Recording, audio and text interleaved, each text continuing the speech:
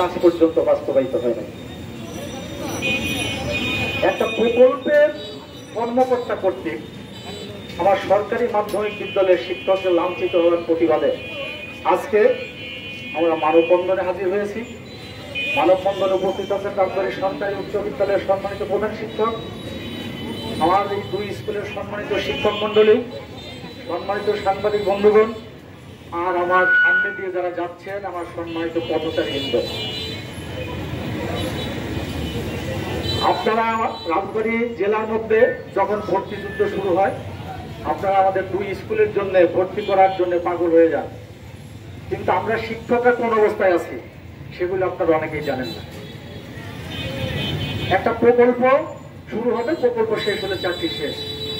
যদি সরকার সেটা রাজস্ব খাতে নেয়, সরকারের চিন্তা ভাবনা সরকার নিবে, সেই চিন্তা চেতনা আমাদের নাই। কিন্তু একটা প্রকল্প শেষ হওয়ার পরে তারা যখন আইনসম্মত দাবি করতে পারে, কিন্তু সেইখানে আমাদের রাজস্ব খাতের কর্মকর্তা কর্মচারীদের গায়ে হাত তোলার অধিকার তাদের নাই। সেই হাত তোলার প্রতিবাদে আজকে আমরা মানববন্ধনে হাজির হয়েছি।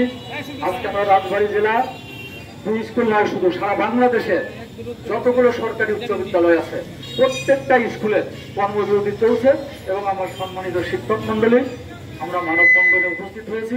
শুধু তাই নয়, আমরা পাঠদান থেকে বিরত আছি। এদের বিচার না হওয়া পর্যন্ত আমরা এই কর্মসূচি চালিয়ে যাব।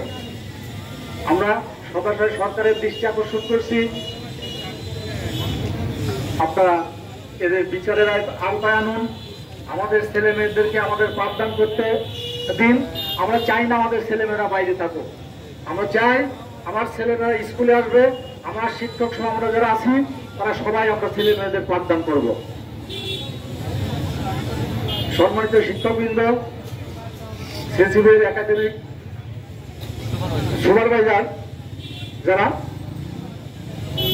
তারা আমার এই সম্মানিত শিক্ষকের হাতে গায়ে হাত তুলেছেন এবং সাথে উপজেলা মাধ্যমিক শিক্ষা কর্মকর্তারা আমরা এখানে ছিলেন। আমরা তাদেরও এই নিন্দা জানাচ্ছি, কারণ একজন মাধ্যমিক শিক্ষা কর্মকর্তার উপস্থিতিতে তার অধস্তন কর্মকর্তা আমার সরকারি মাধ্যমিকের রাজস্ব খাতের কর্মকর্তাকে আঘাত করতে পারে। আমাদের আইন আছে, আমরা আইনের মাধ্যমে যাব। আমাদের যেটা চাহিদা সেই চাহিদা আমরা পেশ করব, সরকার দেখবেন, আমাদের মাউসি দেখবেন, আমাদের মন্ত্রণালয় দেখবেন। উপস্থিত আমার সম্মানিত শিক্ষক মন্ডলী, সম্মানিত সাংবাদিক বৃন্দ, প্রত্যেককে আমারও ধন্যবাদ জানিয়ে আমার বক্তব্য শেষ করছি।